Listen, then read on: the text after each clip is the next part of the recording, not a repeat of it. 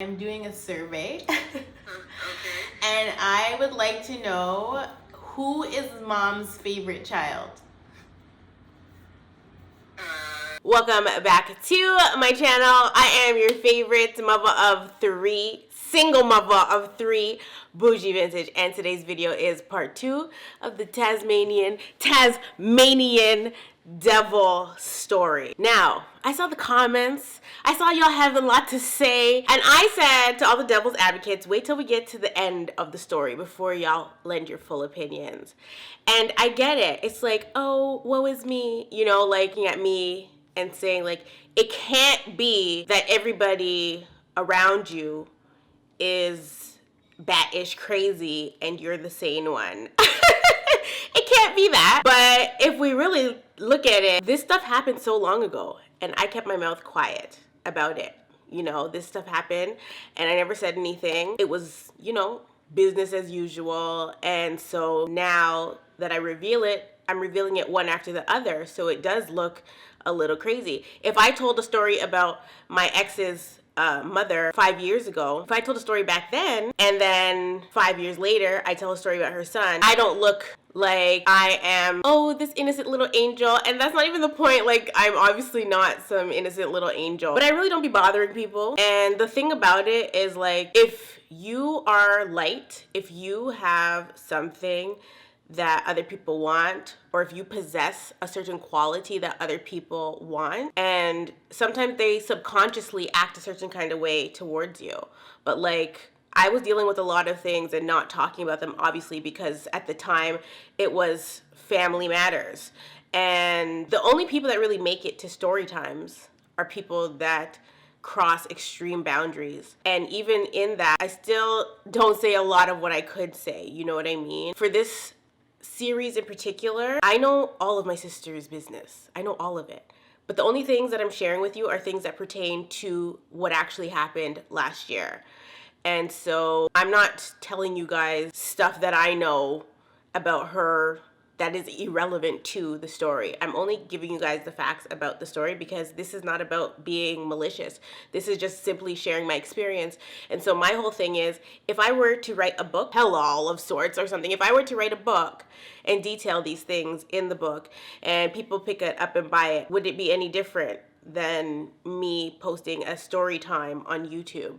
I don't think so. I have this theory where I'm like, if people want you to treat them nicely, they'll do nice things.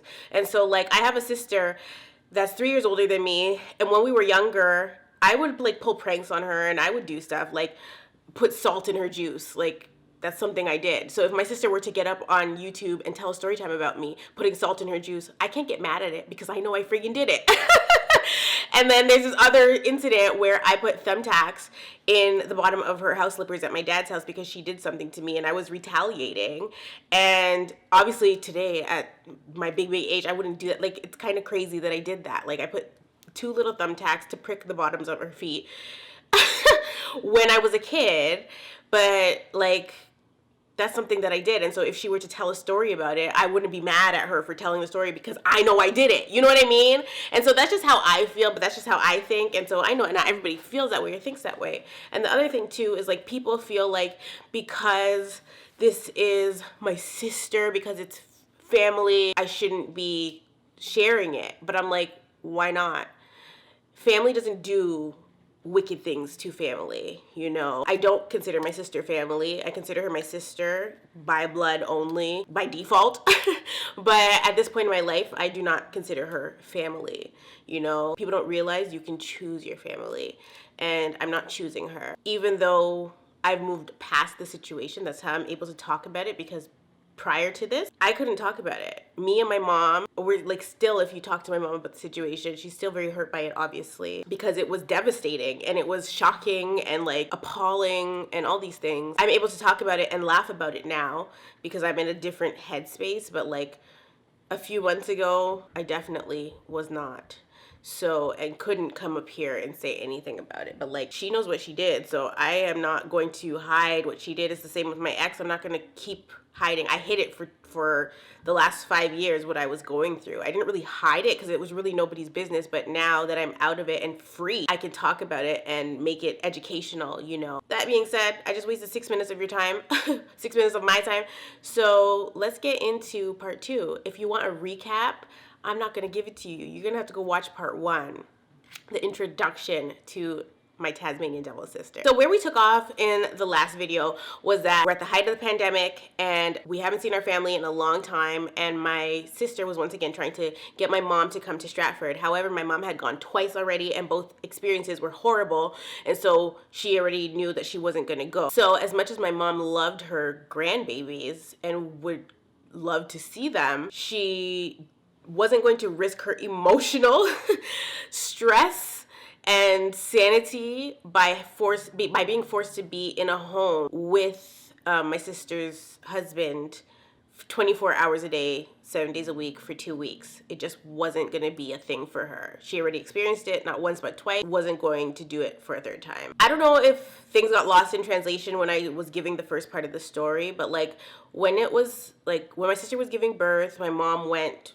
for the births of both of the babies. We had planned family trips and had everybody. It wasn't that my mom had never seen them and she's a new mom and needing help and blah, blah, blah, blah. It wasn't that. So the time that my sister was trying to get my mom to come back to Stratford, I was very much pregnant. I was pregnant with Nola, and she was wanting my mom to come a little bit too close to my due date. I can't say whether or not that was intentional. I don't know. It could have been, but like, I'm not gonna make that assumption. So in order for this arrangement to work, because obviously I work throughout all my pregnancies, and after I give birth, I still be working because I do not get maternity leave. I am self-employed. Obviously, once I have the baby, I'm gonna take some time off, but that's a decision that I get to make personally. And so what I try to do is make as much money as I can before I'm taking a break, and that way I'm secure. And so because she was trying to get my mom to come a little bit too close to when I could drop the baby, we needed to hop on a call to get it organized properly. If my mom was gone for 2 weeks, obviously that meant I couldn't work because at the time I was married and my spouse was working full time. So I could not just not,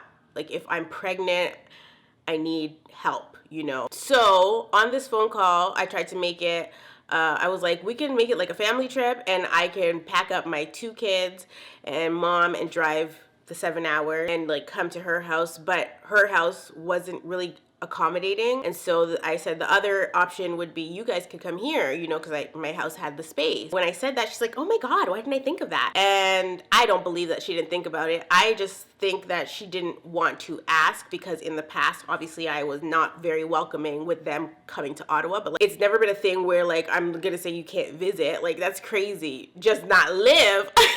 She's like, she's gonna talk to her husband about it, you know, see what he says, see how he's feeling. She runs the show though, so like, it really wasn't a matter of if he wants to come or not. It was just a matter of her convincing him that it's gonna be okay because he knows that there's tension between myself and him and as well as my mom and him. So he wasn't really sure if he wanted to come and be in our space. But I had extended the invite because at the end of the day, I don't hold on to stuff. So like, no matter what, if she wanted to spend time with my mom and she wanted her kids to spend time with my mom, like, I was gonna extend that invite. I had the space in my house, 2 guest rooms, she could occupy it, it was whatever. Less than 24 hours later, my sister calls us back and she's like, we'll be there on Friday. My mom and I were surprised because we didn't expect her to get back to us so suddenly. We thought they would, I don't know, maybe a week later she would call us back and say, you know, they're gonna come, blah, blah, blah. But she literally was like, in 2 days, we will be touching down in Ottawa. I personally was excited. I was excited that she was coming. We would talk all the time on the phone. Like, we were really close. I don't think you guys understand. That's why this situation is crazy, because we were really close. I had no ill feelings towards her. She was harboring feelings towards me, but we still had this relationship where we were on FaceTime all the time. Talking to her kids, trying to talk to her kids on FaceTime. She's talking to my kids on FaceTime. My kids are kissing her on FaceTime. You know what I mean? Like that kind of relationship. That's how close we were. That's why I said you can come, because I felt like we built our relationship up to where I can invite her, and I was willing to tolerate the crazy man for whatever time they were here. On top of that, I hadn't met my niece yet, so I was super excited to meet her. She also, had she met Belle? I'm not sure if she had met Belle at that point. I'm not sure, because Belle and my sister's daughter were born in the same year, but they are 4 months apart. 6 months apart. Belle's born first, and her daughter was born later in the year. So I hadn't seen my nephew since he was a tiny baby, and he was gonna be turning 4 that fall. So I'm super duper excited to see my niece and my nephew. Like, I'm very family oriented. That's why shortly before I got pregnant with Salem, I had flown to Alberta to go stay with my sister and her family, because I love my nieces and my nephews. I love my sisters. Like, that's just me, you know what I mean? And so I went out there by myself. Nobody came with me. I went by myself. I visited my sister. That was my first time going. Everybody's always like, oh, I'm gonna come, and never show up. And so that's what they thought was gonna happen with me. But I was like, you know, if I say I'm gonna do something, I'm gonna do it. So I went to Alberta and I stayed, and then when I came back, like 2 months later, I got pregnant. So maybe they sprinkled some baby dust on me while I was in Alberta. Okay, I'm gonna blame my sister for me getting pregnant when I came back from Alberta. Keep in mind, at this time, I'm fully aware, cognizant of the things that my sister had said to my mom that were problematic regarding me and my child at the time, but my children. But I just wasn't holding it against her, because a part of me understood, yes, she wanted the help from my mom, but the other part of me just didn't understand why she was trying to hire my mom in the same way that I had her hired, but wasn't even trying to match the dollar sign. You know what I mean? Like, she wasn't even trying to match it. And a lot of people are like confused about the money situation, because they're like, okay, well, if they bring their kids to their mom's house, their mom is not going to accept the money from them. But that's completely different than full time. I work from home full time. I need a nanny. My mom is that person, because I don't really trust anybody else with my kids anyway. And so I just happen to pay her. If my mom were to split the time, because that's what my sister wanted her to do. She wanted her to spend like a month there and then a month here. And my mom didn't want to do that. My mom had her own space, her own place in Ottawa. She didn't live at my house at the time. She had her own space that she would go to and come from. So she wasn't trying to spend a month at my sister's house for $200. And then that meant that I really couldn't pay her the full $1,000 if she was over in Stratford. It wouldn't make sense, because obviously I wouldn't be making the money to pay her, because I can't work for a whole month because she's not around. So obviously I wouldn't pay her the full $1,000. I would still give her money, but I wouldn't obviously pay her the full $1,000. That wouldn't make any sense for me or for her. A lot was happening with that situation. That being said, I invited her simply so that our children could be acquainted, because we always talked about stuff like that, like how our kids would grow up together and stuff. Like, so that was always a conversation, and that's always how I wanted it. Like, when my other older sister started having children, we didn't really get that auntie-nephew, auntie-niece time with them, because they lived first in America and then they moved to Canada, but we still didn't get that time with them.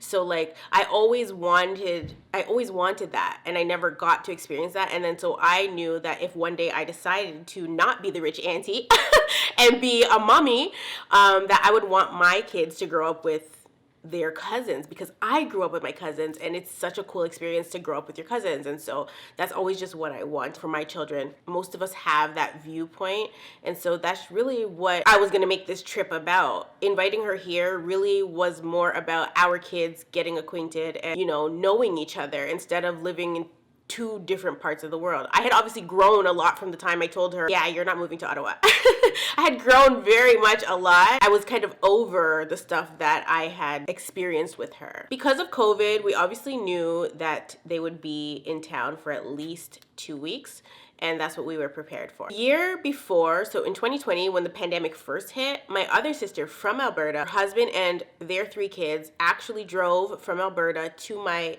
townhouse, and they stayed for 2 weeks. So this was not abnormal. Like, I'm always wanting to be around family, even if it's for a little bit of time. And so I had extended that invite to them. They drove down. That is a long drive. Stayed at my house for 2 weeks, and then they went back home. And I haven't seen them since, and I miss them a lot, you know? I was really just looking at this situation as the same thing. They were gonna come and visit for 2 weeks. Fast forward, they get here, they arrive, everything is going great. I obviously wanted them to be comfortable. This is my home, so I wanted them to, you know, be comfortable. And so I also wanted to limit my interactions with the man. So I went to Costco. I purchased a television, a nice big smart TV, and I had it mounted into the guest room so that he could be in there 99% of the time playing his video games, and I wouldn't have to talk to him much because I literally could not. If you are not privy to why I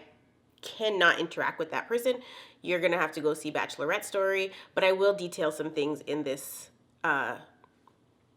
series as well. So I did that. I got the TV mounted in there before they arrived, okay? Like, she told me she's gonna be here in 2 days. I went out the same day or the next day, bought a TV, called the guy, got it mounted, and made sure everything was copacetic, set up so that they could come and just settle in. It's not like they were just gonna be here for a weekend. They're gonna be here for 2 weeks. There's 2 TVs in the house, one on the main floor and then the one in my mom's room. Obviously, they're not gonna be spending time in my mom's room watching her TV. So I had to buy a TV and make sure that they were accommodated.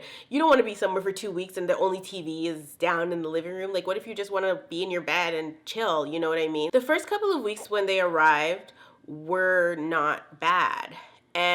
But we noticed something with my sister's son and her daughter, actually. So my sister's son is nonverbal autistic. He has echolalia, things like that. And we noticed that he was breaking out of his shell. He was just doing so much better. He was completely different within the first 7 days. Okay, it was like a completely different child because we had seen him on FaceTime and stuff, and like we saw there was obviously a lot going on there. But when he got to my house and he started to interact with my children, we realized that it was something he needed. So at this point, God is working on me. God is softening my heart. And me and my mom and my sister are in my mom's room on her bed. That's usually where we congregate. We're just talking about everything that's going on and how impressed we are and like happy that her son and her daughter are progressing so quickly. I was like, I don't know how you guys are gonna go back home because they're gonna regress. She was like, she knows. It became very evident that the children were not getting what they needed living in Stratford. Broke my heart and touched my heart at the same time. And that's why I say God was working on me. He literally softened my heart and was preparing me to extend a long-term invite. So in the conversation we were having on my mom's bed, I was like to my sister, you know, I would invite y'all to stay, but you know I can't deal with Richard now. And we laughed about it because she knew she didn't want to deal with Richard, okay? Didn't nobody want to deal with Richard, okay? Richard is what we're going to call the husband, okay? We need to give him a name for this story. She was over Richard. Everybody else was over Richard. Like, Richard was just a no-go. That's really the only thing that was hindering me inviting her to stay here in Ottawa at my house, at least temporarily. So before I continue, I'm going to give you guys the rundown on what was happening with Richard because it's a big part of the story and it's really the first part of our glimpse into who my sister really was. So in the Bachelorette Storytime or the Bridezilla story, I detailed to you guys about how he lies and makes up stuff that are just so outlandish, and he just talks all the time and he doesn't even think about what he's saying. He just talks, okay? So that was pretty much his character. We already knew that, but we've never lived with Richard. And so living with him, girl, we done seen some things, okay? It was quite the experience. So the main thing that we started to see was how different he behaved while my sister was in the room versus while she was not in the room or not home. Richard was absolutely vile with the son, with my sister's son, which is also his son. He was absolutely vile and it was heartbreaking. And so on multiple occasions, we had to insert ourselves to kind of like, what are you doing? Because obviously this is my nephew, this is my mom's grandchild. Like, who do you think you are? What do you think you're doing? What do you think you're saying? Why are you behaving the way that you're behaving towards this baby? Please keep in mind, the child is autistic, okay? And he is the third level autistic. So there's only 3 levels. He is level 3. But for some reason, it was almost as though Richard didn't believe that his son was autistic. Like, in his head, he feels like the baby is doing things on purpose. He knows what he's doing. He literally is lacking a lot of understanding. And so obviously he has to be taught, you know, he has to do behavioral therapy and things like that. But the fact of the matter was, Richard was dealing with the child as though the child were normal. And I use the term normal very lightly. I don't really know what other word to use. So one of the incidents that happened with Richard was, I don't remember if their son hit one of my girls or if he took a toy from her, but Richard had balled up his fist like he was going to strike the child. And I'm watching him like, he's not even 4 yet. You're gonna punch a 3-year-old? Like, what's going on? That's too, you're doing too much, you know? And so I'm watching his mannerisms and his attitude. My sister is not in the room, but I'm taking note of everything because I'm like, whoa, what the hell? And if this is how he's acting here, when there's people in the room, you know, like, is he even aware? Like, I didn't know what to make of it, but it alarmed me. And obviously anything that I witnessed, I would always just carry the bone. I would always just go back to my sister, like, he did this today, and she would just be like, oh, and like rolling her eyes, and like, I don't know if she was embarrassed, I don't know what it was, but I would be telling her because it's concerning. There was another incident where he was standing over the child, and he has the child pretty much pinned down because, again, he like hit somebody, and he's holding him down. He's in his face like, we don't hit girls, we don't hit women, all this stuff. And I'm like, sir, he has autism. You can't deal with him like that. Like, he was trying to intimidate the baby. The baby was intimidated. The baby never wanted to be around his father. So there was another incident where my mom's standing in the kitchen, and I guess Richard was trying to get his son to come, and so he's telling him to stop running around. So he's like running laps around the kitchen, okay? Running laps around the kitchen to the point where Richard extends his foot to try to trip the child, then realizes my mom's watching him. And so he slowly drew his foot back. But like, what? My mom doesn't say anything, but their eyes meet, and my mom just keeps washing the dishes. She's like, I'm not gonna say not a damn thing. So as you can see, Richard obviously has a lot of issues and was of zero help to my sister. But keep in mind, we knew this before they got married and before they had children. And she was pretty much begged by everybody to not go through with the marriage, but still decided to do it anyway. That being said, it didn't end there. Richard was using the child as a scapegoat. He would blame things on the child that he did. So Richard had a mean, nasty old sweet tooth, okay? And he found my sister's chocolate stash. This man ate the chocolate and said that the little boy ate the chocolate. If you ever see my nephew eat chocolate, chocolate smeared everywhere. Chocolate smeared on his face, on his clothes. His hands are dirty from the chocolate, and he'll just like wipe it on the wall, okay? So when we looked at the child, we knew he didn't consume chocolate at all. But the chocolate, all the chocolate was done. And so he would do that regularly where he would do something and then say the little boy did it because nobody's around to freaking witness anything going on. All these things that Richard were doing were obviously highly problematic. So it became a pattern where Richard would like have some elaborate dramatic story of something that the little boy would be putting him through. Whether it was his son spilled the coffee all over his lap and he's burning, 3rd-degree burns. Girl, it's coffee. Like, it's coffee. You don't need to go to the hospital, sir. You're doing too much. You know what I mean? So he would always have these elaborate stories about something that the child did to him, and it would just be so ridiculous. Like, just ridiculous. Now, I wish I could say that that was the worst of it, but it wasn't.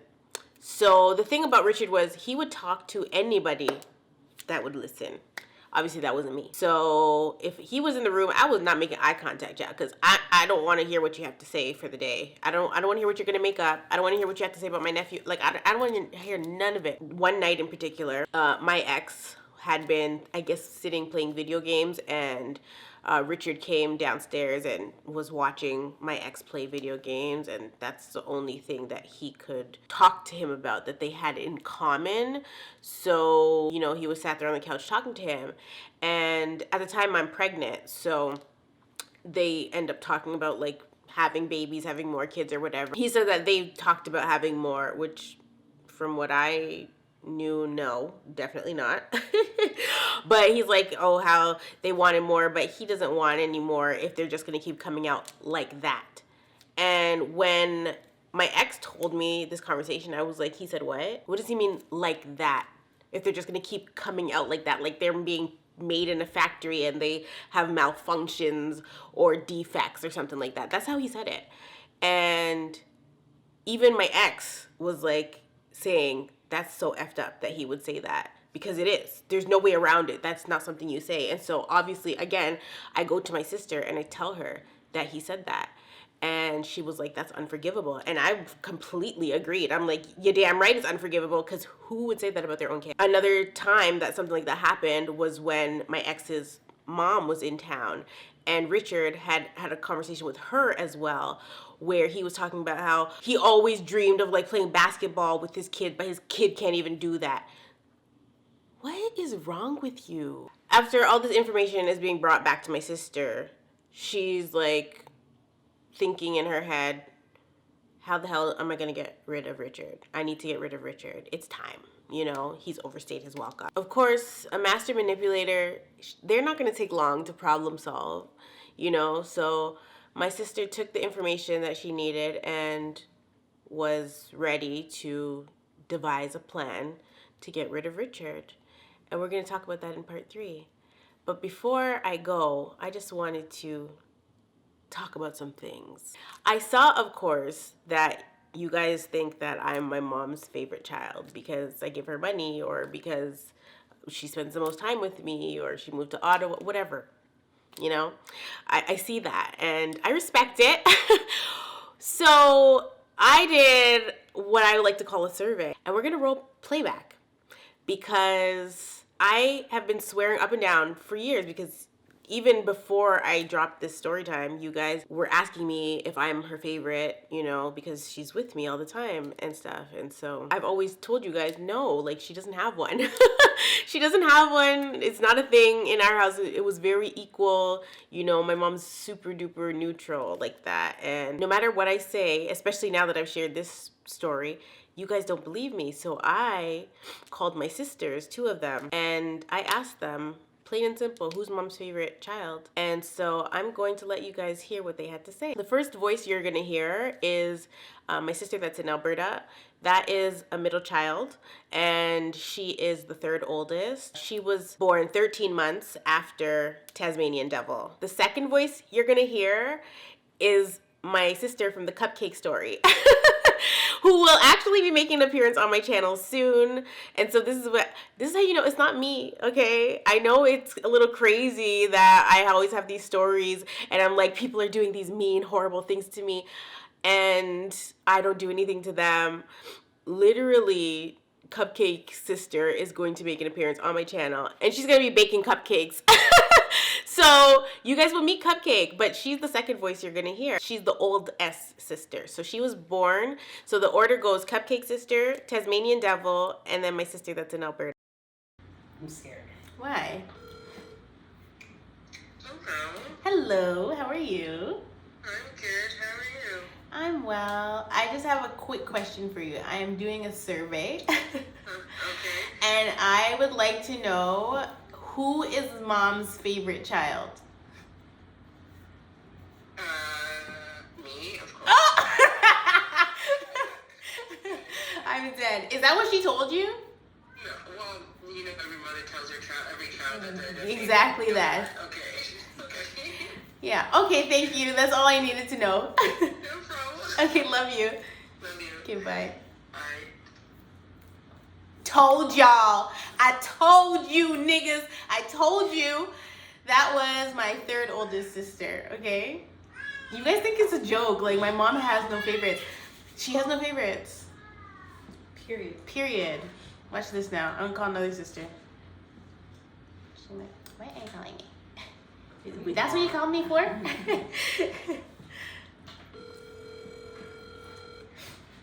Conducting a survey. I only need to call 2 of them. I don't need to call anybody else. Watch this. Hello? Hi, G. Hey. How are you? I'm okay. Just doing my hair. Oh, same. You should see my hair. It's looking so bomb. Oh my god, I can't wait for you to see it. I'm conducting a survey and I just wanted to know, who is mom's favorite child?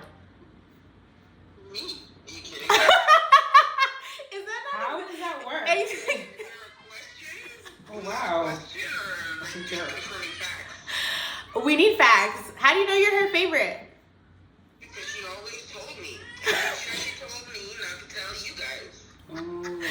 Oh, mom gonna be in trouble. Okay, fine. Not involved. Why, did you think you were the only one that she said that stuff to? Please. I didn't think that mom had a favorite. I I certainly don't did. think she has it. Truthfully, no. She doesn't. Yeah. Truthfully, no. But I used to get the flack always because I was the oldest and, her first go at it, so I got the lessons, I got the whatever, and... Oh, so are you saying naturally, because you're the oldest, you are the favorite? Is that what you're... No. Oh, okay. It's not an argument. It's not an argument. I was just stating based on, You're really... But if you really want me to go there, I'm okay. Because I just got off the phone with Tasha, and Tash told me that she's mom's favorite. Look at me be messy. Child? I'm gonna say that. Mom did a good job of letting you guys think. Are you saying that we're delusional? I'm dead. Okay, that's all I wanted to know. Alright, you got your answer? Yes, I did. Okay, thanks. Alright, yeah. Okay, bye. Listen, I can't make this up. You guys think that I'm my mom's favorite. I just called 2 of my sisters that are older than me, and they both claim that they're my mom's favorite. That's how good my mom was at making everybody feel loved and equal. So if anybody says anything other than that, they're a damn lie, okay? 2 of my sisters. And I'm telling you, she has no favorites. And if she does, it's not me. The other thing I wanted to address were people were making assumptions, which I don't understand why you guys do this, making assumptions about what my sister could and could not afford. The reason why the $200 was a slap in the face was because she was offering my mother $200 a month, which is unheard of. And some of you who actually have children know how much childcare is for one child outside of your family, obviously. But she was offering my mom $200 a month for childcare when every paycheck she was supplying $400 for ganja to Richard to sedate him. So $400 bi-weekly, $800 a month. The weed has to last him 2 weeks. He buys it, he smokes it up within like 3 days, and then is moping around because there's no weed. And that was happening while they were here in my house, and it was ridiculous. And he would be moping around, and he's pissed off, and he's angry because he doesn't have his weed and all these things. Keep in mind, when he has to go back home to where he's from, weed's not legal. So he wasn't going to have the same, luxuries that he had here. He also wasn't going to have a sugar mama, supplying the weed to sedate him because of whatever reason. So he can have $800 for weed, and he's of zero help. But my mom can only have $200 per month to help with not just one child, but 2 children, and they're both special needs. Do you understand how much work it is to deal with children with autism? It is a lot of work. a lot of work. And if you watch the videos that I was putting out while my sister was here, you guys didn't really know that she was living in my house, but she was living in my house. I would touch on, I mentioned autism a few times during the time that they lived here because I was getting to experience it, and $200 is just not cutting it, you know? But that's neither here nor there. It wasn't an appropriate amount to offer for childcare. So it really didn't have to do with affordability. It had to do with being cheap. The other thing I wanted to mention, which I forgot to mention, I don't know how I forgot to mention this thing because it was such a major thing that happened. I don't even know what year it was. It doesn't matter. So I've discussed on my channel before about wanting to become a makeup artist because I had already been into doing makeup on myself, and excuse me, everybody was always asking me to do their makeup for them, and so I just wanted to become a freelance MUA. And so that was my interest, and I shared that interest with my sister. And at the time I was trying to get somebody that I knew that had a lot of money to invest in me and help me build my kit because they actually wanted me to do their makeup for something. So I was trying to get them to invest and help me build my kit, but obviously it wasn't working out the way that I anticipated it. And so I couldn't build my kit because I didn't really have a steady job and I couldn't afford to put the money into my kit. And so I'm telling my sister about this, about how I'm becoming a makeup artist and blah, blah, blah, blah. This girl ran out and built a kit because, again, she's had a government job for ever, you know. She's been doing it for over 15 years. But at the time, obviously, she had a job, she had money, she could do whatever she wants with her money. She didn't have any children, she's single, whatever. So I tell her I want to become a makeup artist. She runs out and buys everything for makeup artistry. At one point, invited me to go on a photo shoot with her. Had me lining lips, child. Like I was her assistant. But she only built the kit and decided she wanted to be a makeup artist because I shared with her that that was my interest now. And so I was obviously dumbfounded by it, but like, I'm not gonna let nobody see that I'm annoyed with them.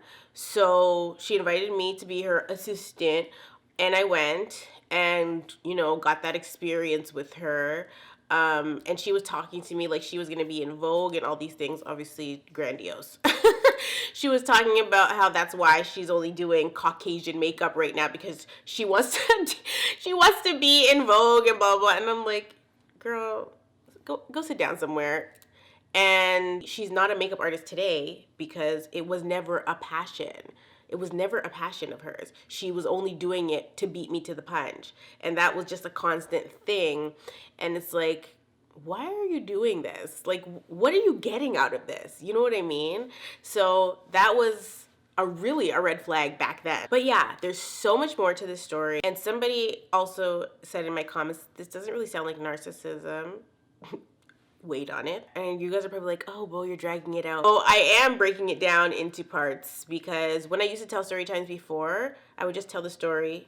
You know, there was no excitement. There was no drama. I want you to anticipate it. You know what I mean? And so I am breaking it down into parts because it's fun for me to do it that way too, you know? Aside from that, we haven't gotten to the meat and potatoes of the story. We're getting there though. We just finished setting the table, okay? So our plates, our placemats, knives, forks, cutlery, cups, everything is on the table now, and we can really get into the ins and outs, what was really going down in my house. That being said, I will see you guys for part 3.